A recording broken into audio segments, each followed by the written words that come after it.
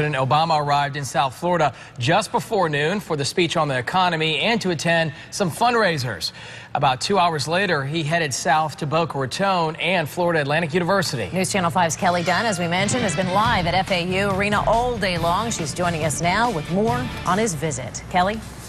Shannon, Jay, it was a beautiful sunny day, just like it is right now. When the president landed today in Air Force One right around 11:30, he was greeted on the tarmac immediately by local members of Congress, in addition to local dignitaries.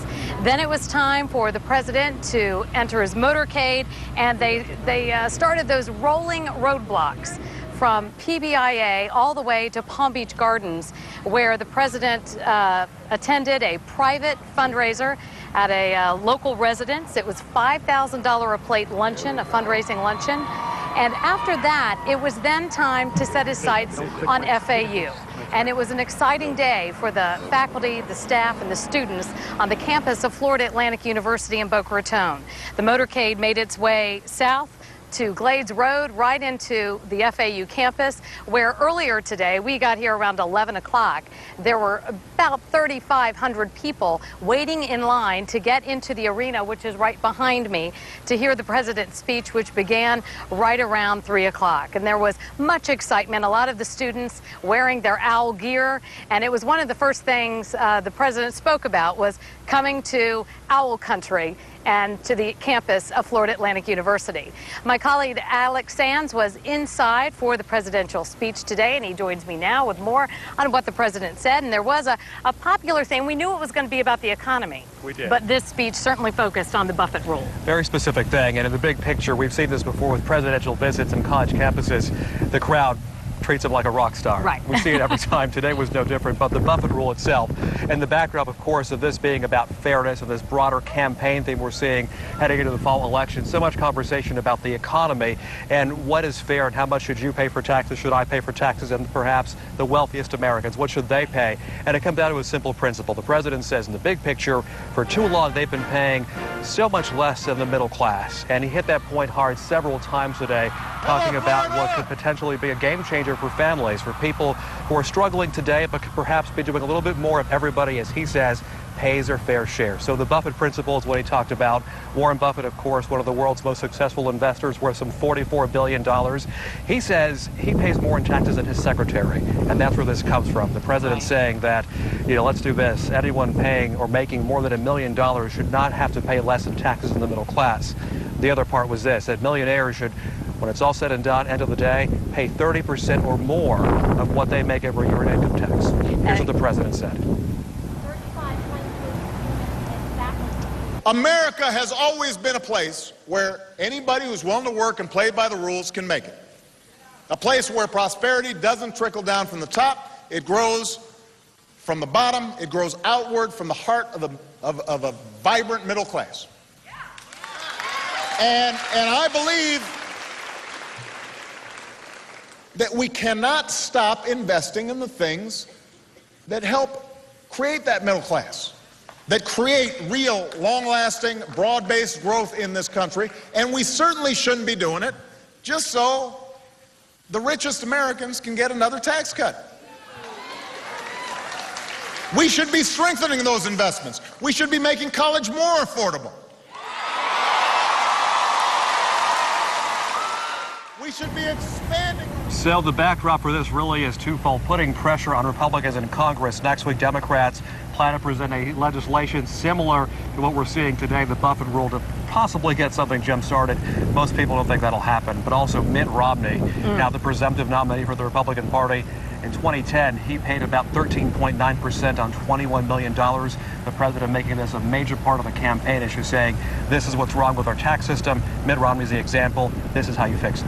How likely, though, is the Buffett rule, to pass? Is anything going to happen with it eventually? That's the big question. You talk to the people who watch these things closely, the tax experts, of course, Republicans, they say, no way. If it generates any money, it could be potentially maybe $5 billion a year.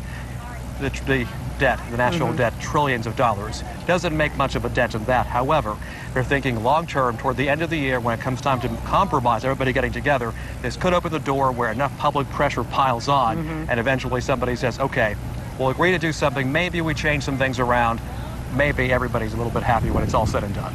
All right, Alex Sands, thank you very much for your reporting from inside the FAU Arena today. And as you mentioned, the students here on campus treating the president like a rock star, and we witnessed some of that as we were waiting for them to be allowed into the arena today. Our Marissa Bagg was on campus today, kind of gauging the excitement on campus, and she joins us live now with what the talk was around FAU, and I know it was centered around the president, Marissa. That's right, Kelly. It really took everybody by surprise last week when they first heard that the president would be here today, and it didn't really sink in until they had their hands on the tickets yesterday. So the energy level just skyrocketed today as everything came together. It's not football or rock star bringing out the crowds at FAU's campus today. It's the President of the United States. Stifling the excitement is impossible. The only few words that have come out of my mouth all morning is, "I'm so excited. This is so cool." No, really. Students are in awe and impressed that Mr. Obama stopped by. Having a ticket to hear his speech was empowering for many. It's like a golden ticket, like Willy Wonka, yeah. That's what everyone has been calling it too, is like, I got the golden ticket. It's very exciting. Everybody's talking about it. The students that have won the lottery are thrilled. They're so excited to be going. It's just a great opportunity for FAU. These FAU honors students hopped the tri-rail from Jupiter this morning to arrive early. We're skipping all our classes today, and we're honor students, so that's a really big deal to us. But also, it's the President of the United States coming to FAU, a historic opportunity. About 1,000 others came from the Tri-County area, hanging on to the president's every word about the economy and the Buffett rule.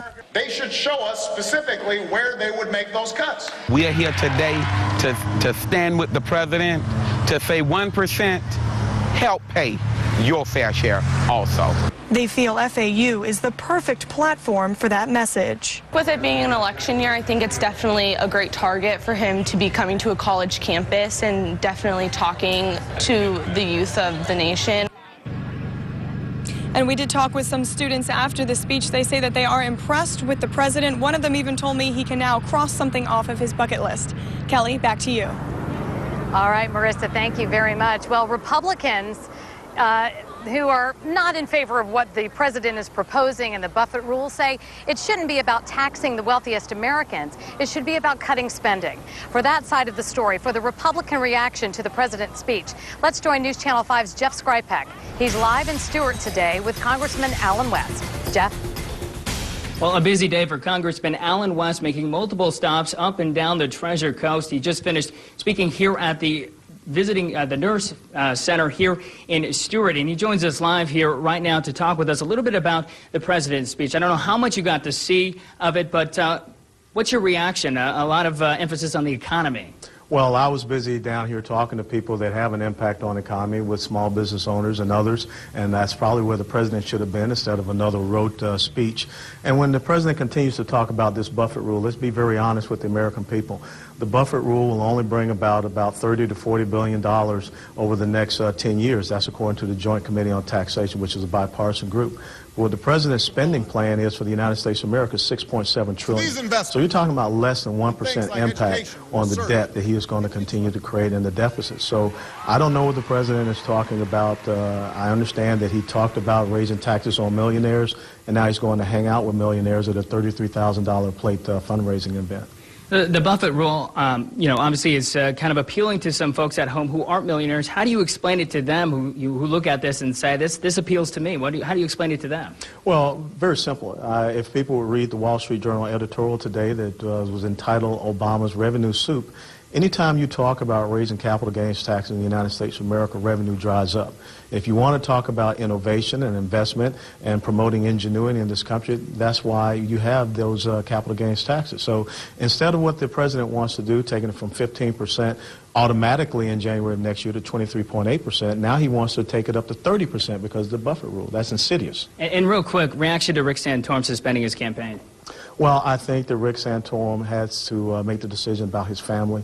Our prayers go out for his young daughter, Bella, and he has the heart of a lion, and he will be missed, and his message did resonate with some Americans. All right, thank you very much, Congressman West. And there you go. That's his reaction tonight here in Stewart. We are live. Back to you guys. All right, Jeff, thank you very much. Well, Republican, Democrat, whichever way you lean, it was a big day here on the campus. It always is when a president comes to a university. And this was only the second time a president has visited Florida Atlantic University. The last time, 1964, when FAU was dedicated and Lyndon Johnson spoke here. That's it right now, live from the FAU Arena. Back to you in the studio, Shannon.